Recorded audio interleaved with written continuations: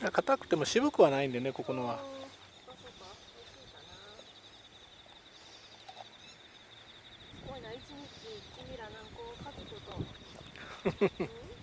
よけ食ってますよ。これは壊せへんのよね。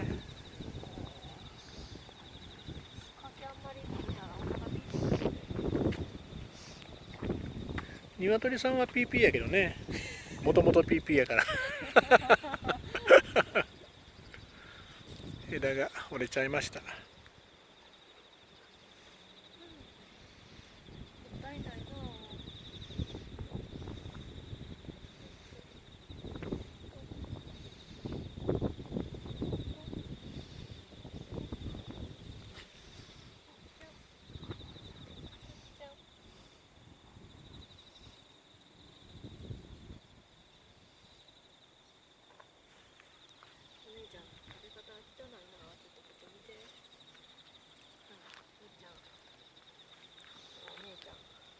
青木ちゃん、食べ方汚いって。ほら、お姉ちゃんちゃんと食べてよ。